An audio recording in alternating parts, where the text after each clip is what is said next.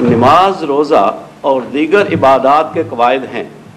حضور ہماری رہنمائی فرماویں کہ دعا کے بھی اس طرح کچھ معین قواعد ہیں جنہیں ملحوظ رکھنا ضروری ہے، یا اگر دعا کرنے والے کے ذہن میں ان قواعد کا خیال نہ رہے تو بھی دعا دل سے نکلے تو کتنی مؤثر ہو سکتی ہے۔ نیز بیان فرماویں کہ بعض اوقات جس مقصد کے لیے دعا کی جاتی ہے وہ مقصد جلد پورا نہیں ہوتا یا اس کا بظاہر کوئی نتیجہ نہیں نکلتا، تو کیا دعا کرنے والا دعا کو جاری رکھے یا صبر سے کام لے؟ کتنا ہوتا ہوگا یہ بہت چھوٹا کہتے ہیں سوال تھا۔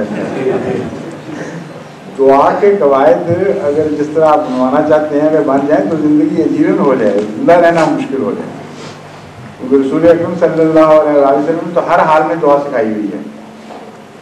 لوگ سوتے، جاگتے، اٹھتے، بیٹھتے، کھانے سے پہلے، کھانے کے بعد، کھانے کے دوران، پھر نیا کپڑا پہنتے، صبح شام، اجابت کے لیے اندر داخل ہوتے ہوئے، باہر نکلتے ہوئے، مسجد میں جاتے ہوئے، باہر نکلتے ہوئے، جوتی پہنتے ہوئے، کوئی ہے زندگی کا لمحہ جس کے لیے دعا مقرر نہ ہو؟ تو اگر ساتھ قوانین بھی ہوتے، یہ قوانین ہیں تو اس کے بغیر دعا نہیں ہوئی تو انسان تو مارا جاتا۔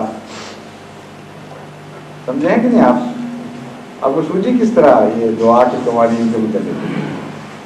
دعا تو خدا اور بندے کے درمیان ایک تعلق ہے جو آقا اور غلام کے درمیان ہوتا ہے، اور اس کا دل کی صدا سے تعلق ہے جو ضروری نہیں کہ لفظوں میں بھی ڈھلے۔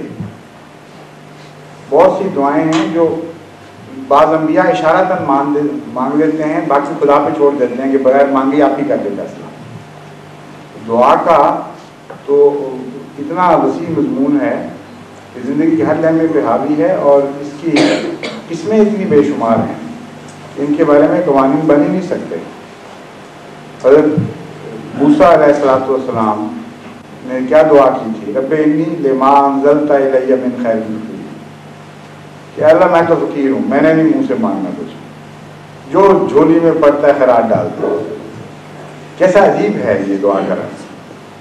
فقیر بھی یہی کہ اگر یہ نہیں بات ضروری نہیں سب فقیر کہیں کہ پیسہ ہی دو یا نہ دو، جو سمجھدار فقیر کہتے ہیں سوال ہے جو ڈال دو جھولی میں۔ تو خیرات میں کوئی آٹا لے آتی ہے عورت، کوئی بچا ہوا ٹکڑا روٹی لے آتی ہے، کوئی سالن بچا ہوا لے آتی ہے، کوئی پیسے دے دیتی ہے۔ تو جب انسان صاحب خانہ پر اتنا اثر پڑتا ہے اس پکار کا اور اس پر چھوڑ دیا جاتا ہے، جو ساری کائنات کا مالک ہے، اس کے اوپر اس دعا کا کیا اثر ہوا ہوگا اندازہ کریں۔ اسی لیے خدا نے بڑے پیار کے ساتھ اس دعا کو محفوظ کر دیا قرآن کریم میں، تاکہ دوسری دنیا بھی اس سے فائدے اٹھائے۔ اللہ پہ چھوڑ دیا، میں کیا بتاؤں گا مجھے کیا چاہیے، تو میرا حال جانتا ہے، دیکھ رہا ہے میں کس حال میں ہوں، جو تیرے اختیار میں ہے، تیرے ہاتھ میں ہے، جو میرے لیے مناسب سمجھتے ہیں میری جھولی میں ڈال۔ تو دعاؤں کے تو بڑے عجیب رنگ ہیں، قرآن کریم سے سیکھیں اور حدیث سے سیکھیں۔ تو قانون ایک ہی ہے اس کا کہ دل سے کی سچائی سے دعا نکلے، بس اور کوئی قانون نہیں۔